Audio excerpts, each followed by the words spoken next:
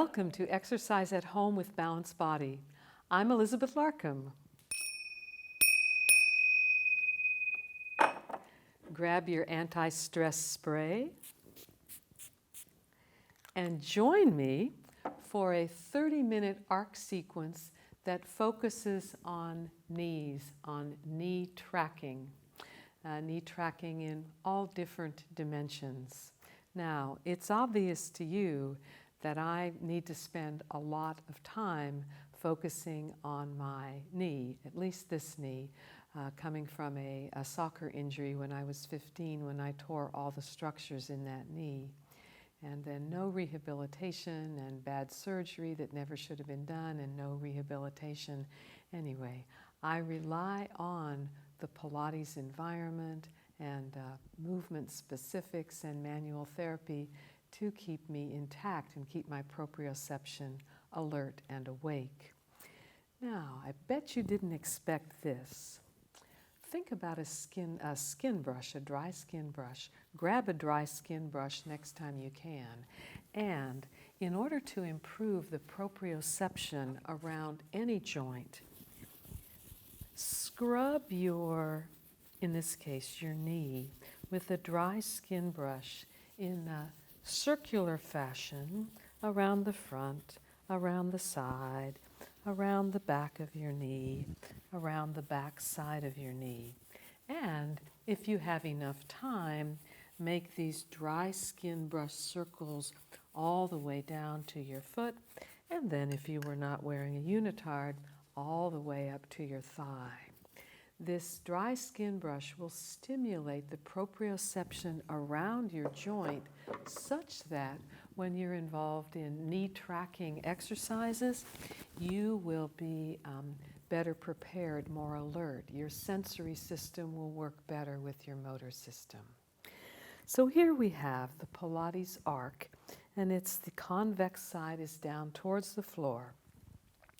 Place the sole of your big toe on the inner edge of the downhill side of the arc, and then the sole of the big toe and your heel on the uphill side of the arc. Now, this is an entire weight shift exercise for the entire lower extremity. What this does is stimulates, again, requires proprioceptive accuracy, such that your knees track accurately between your hip and your ankle and foot. When you shift laterally, you're activating the lateral pelvic stabilizers on the convex side of the arc, and then an eccentric control on the less convex side, the less steep side of the arc. The second variation, keep both knees extended. Do not bend your knees. And then you activate, aiming your sitting bone down towards the same side heel, which is a form of lumbar side bending. The reason that this is beneficial for the knees is that when there's less control on the side of one knee, the whole side tends to splint or avoid lumbar side bending in gait, which is an important part of efficient gait. The third variation is to keep your pelvis steady and to make a strong connection from the gluteals through plantar flexion into the sole of your toes. In this case, the knee is extended and you rock the arc. The knee is, your knees are active, the tissues around the knees are active to keep your knee steady when the arc is moving via your ankles. After those three variations, shift to the downhill side, easy on the dismount, and then change over so the arc goes to the other direction. Climb aboard now with your big toe on the inner aspect of the arc and your big toe and heel on the other end of the arc. As you inhale, have the idea that you could inhale into the lung that coincides with the convex part of the arc, because it takes more oomph of translating towards the convex side of the arc, all the while being mindful of the tracking of your knee from foot to ankle to hip. Second variation, keep both knees extended, and it's a lumbar side bending, driving your sitting bone down to the same side heel, with the pelvis in neutral with respect to the sagittal plane. Don't be rocking out back here. Now, press through your ankle into plantar flexion, making a clear direction of force from your hip joint through your inner thigh, through the medial aspect of your knee to your first and second toes. So that's 3 variations in the frontal or the coronal plane. Now always dismount to the gentle slope side. And now we're going to change orientations with respect to the arc.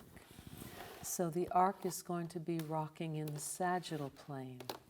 Put the less steep slope at the back. Put your heel at the back of the arc, and then your toes forward on the arc.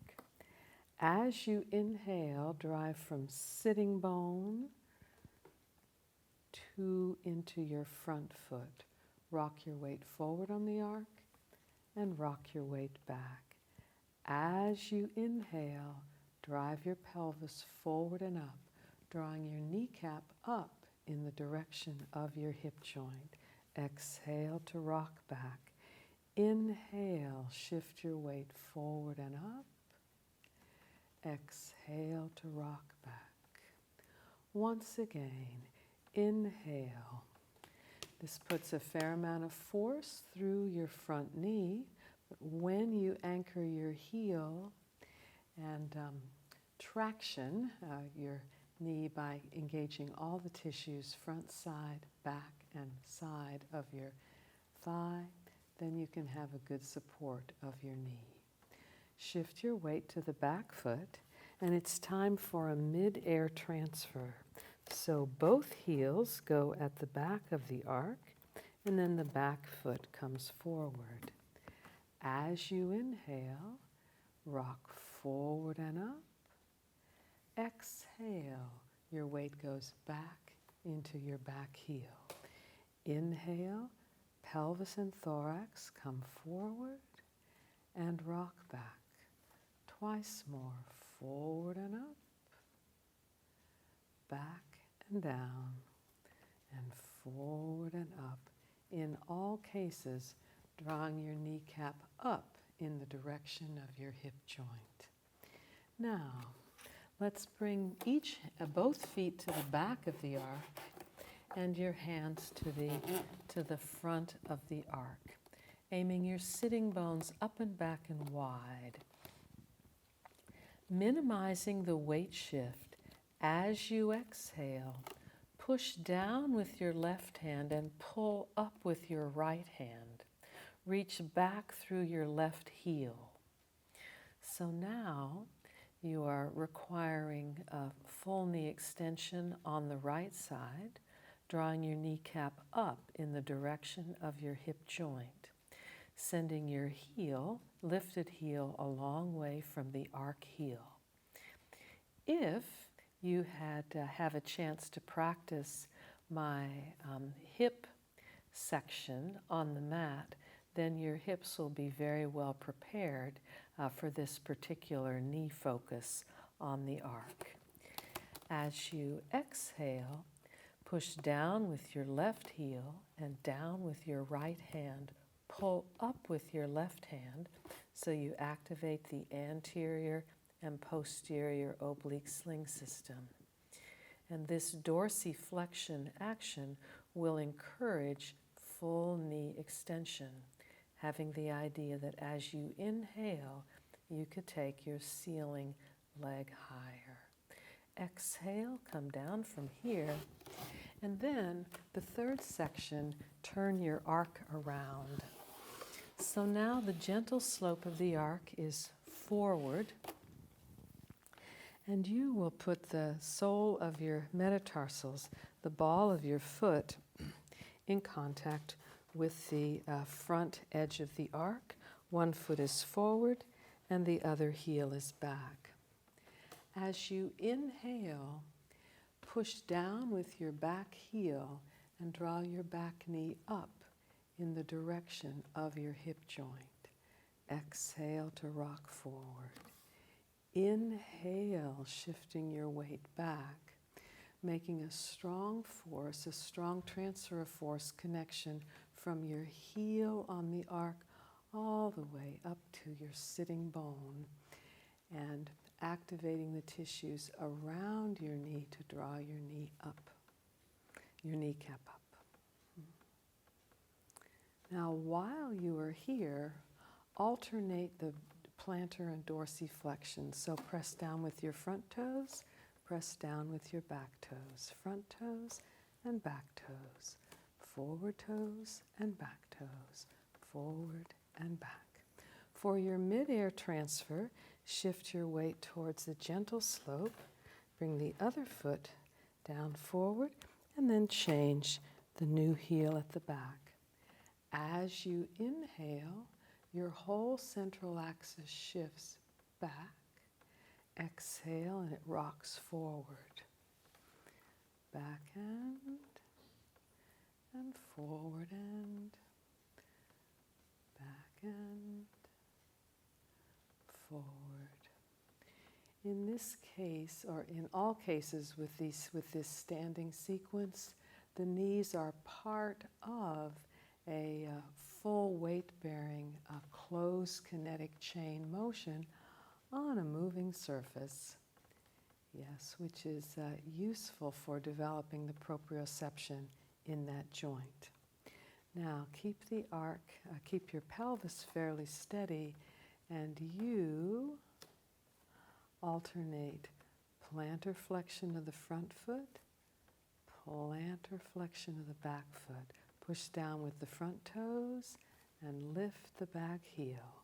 Down with the front toes, lift the back heel, forward toes and back. Now both feet come forward into the arc.